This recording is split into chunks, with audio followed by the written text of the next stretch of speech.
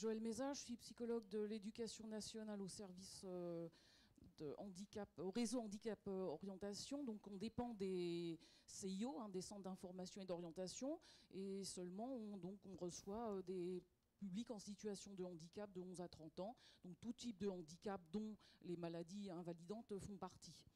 Alors, en matière d'orientation, pour les élèves qui ont une épilepsie, je dirais qu'il n'y a pas à proprement parler de filières spécifiques ou réservées, puisque les parcours peuvent être très divers, comme on vous l'a dit, parce qu'il y a différents types d'épilepsie avec des manifestations, des répercussions très variées, et puis aussi selon que, à nouveau, la pathologie est stabilisée ou pas. Alors, lorsque la pathologie n'est pas stabilisée, c'est vrai que la projection dans l'avenir va être encore plus compliquée. D'autre part, en plus, donc, il peut y avoir des troubles associés. On reçoit des jeunes qui ont des troubles cognitifs, des troubles des apprentissages associés, des problèmes de mémoire, de lenteur. Ça peut être aussi parfois aussi des problèmes de motricité fine. En fait, donc, chaque cas est particulier. Parfois, l'épilepsie est seconde par rapport à un autre handicap.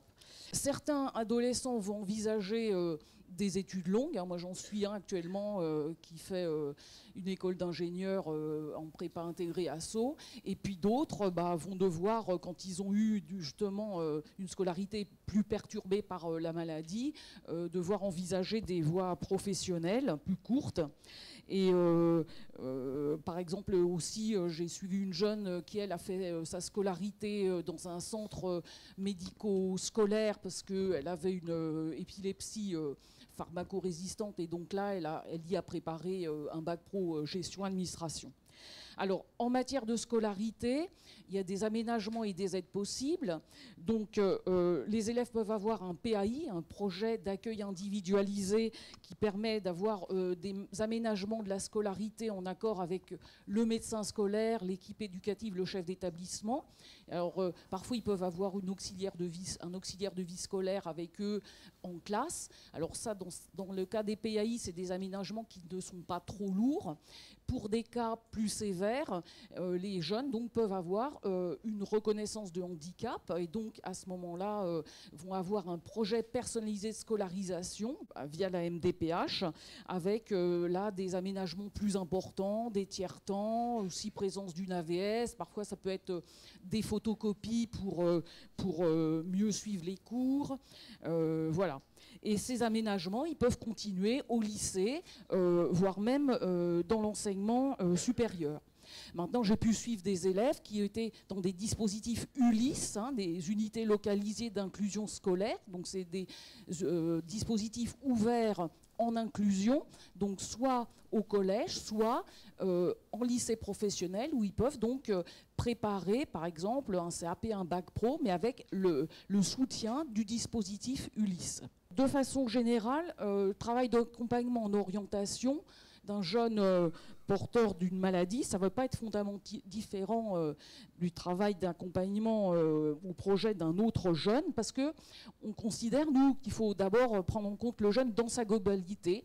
Un jeune qui a un problème d'épilepsie, c'est avant tout un adolescent comme un autre, avec des désirs, des intérêts et des problématiques d'adolescent. Et donc, ensuite, on va partir de ces désirs et, dans un deuxième temps, bien sûr, envisager les empêchements liés à la maladie et donc les contre-indications pour telle ou telle formation. Et alors, parfois, les contre-indications médicales, elles ne sont pas tranchées. Ça peut pas varier d'un médecin à l'autre, d'un médecin scolaire à l'autre. On peut avoir des médecins scolaires qui sont plus prudents dans leurs avis que d'autres. Alors nous, on travaille en partenariat avec les médecins scolaires, ou on peut aussi parfois contacter les médecins de praticiens, de famille qui suivent les jeunes, ou les CESAD. Mais Par exemple, quand on dit qu'il faut éviter le travail avec machines dangereuses, moi j'avais un jeune qui voulait faire une formation de cuisine et il avait eu une contre-indication du médecin scolaire par rapport au travail avec des objets tranchants. Alors est-ce qu'un couteau c'est un objet, une machine dangereuse? Voilà. Hein. L'accompagnement en orientation, c'est un travail qui peut être long, qui se fait sur plusieurs rendez-vous. Et donc d'abord, on va envisager l'histoire de vie du jeune, son histoire avec la maladie, ses répercussions sur son parcours scolaire, et puis on va explorer ses intérêts, ses motivations, évidemment ses résultats scolaires, et puis on va voir avec à quel point la personne elle est entravée dans ses activités et dans sa vie quotidienne par sa maladie, pour s'interroger sur la faisabilité de son projet. Hein. Est-ce qu'elles vont venir ces crises ou pas? Quelles sont les manifestations post-crise? Et donc, il va falloir aider l'adolescent à s'approcher de sa maladie pour qu'il la prenne en compte dans ses projets. Parce qu'il y a beaucoup d'adolescents qui sont dans le déni ou dans la minimisation ou la banalisation de la pathologie, soit parce que ils sont pas trop entravés ou avec les aménagements scolaires qu'ils ont, finalement, bon an, mal an, la scolarité se passe pas trop mal, mais ils n'envisagent pas éventuellement les empêchements dans le monde du travail, parce que bien sûr, ils connaissent pas bien le monde du travail non plus. Donc faire un projet d'orientation, c'est aussi l'occasion de repenser la place de la maladie dans sa vie. C'est intéressant, mais ça peut être très compliqué et douloureux parce que ça reconfronte le jeune ou la jeune et sa famille à la question de la maladie. Mais ça permet de se rapprocher de ce qu'implique d'être épileptique au quotidien. Aussi, beaucoup de jeunes veulent être comme leur père, ils ne veulent surtout pas se démarquer des autres adolescents, donc ils peuvent être dans le refus des accompagnements qu'on peut leur proposer. Parfois aussi des renoncements qui ne sont pas faciles. Hein, parce que justement, les jeunes, ils veulent justement, souvent, ils veulent justement faire ce qui leur est plus contre-indiqué. Hein, comme pour aller chercher finalement qu'est-ce que disent les adultes si moi justement je veux être pompier ou être cascadeur, comment vont réagir les adultes par rapport à ce projet-là. Parfois, il y en a certains qui vont avoir de grosses difficultés à se projeter dans l'avenir parce qu'ils se sont souvent entendus dire par tout leur entourage, les médecins, etc., que tel et tel métier, tel et tel projet ne serait pas possible. Donc, à force, ils pensent que rien ne va être possible et ils ont tendance à beaucoup se censurer. Donc, il y a un travail d'accompagnement avec eux à faire, à essayer d'élargir les possibles, tout en restant au plus près de leurs souhaits, mais bon, parfois c'est des pis-aller, hein. Il y a pas toujours, il y a la réalité parfois qui est difficile, qui nous rattrape. Hein.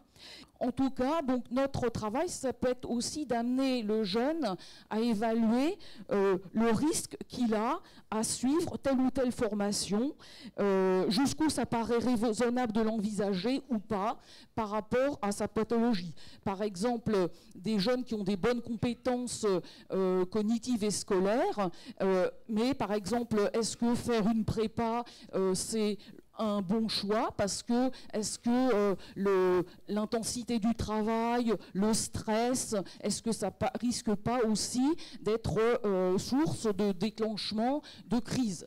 Alors nous aussi, hein, c'est un peu des paris, c'est à travers les entretiens qu'on peut évaluer ça. On n'a pas non plus de... Voilà, c'est aussi des paris sur l'avenir. Et un des meilleurs moyens les personnes d'aller éprouver la faisabilité du projet, c'est essayer d'aller faire des mini-stages, d'aller aux journées portes ouvertes, de rencontrer des professionnels qui font tel métier, ou bien d'aller rencontrer d'autres élèves, voilà, pour évaluer, s'approcher au plus de la réalité. Alors donc évidemment, il y a les métiers contre-indiqués, on les a déjà envisagés, donc et ça a déjà été évoqué, donc éventuellement on peut aussi être amené à dire bah ça, la réglementation ne le permet pas. Mais donc voilà, nous notre travail c'est de faire en sorte que le jeune puisse s'approcher de la place que sa maladie va prendre dans sa vie pour qu'il puisse l'intégrer dans son projet. Voilà. Merci beaucoup.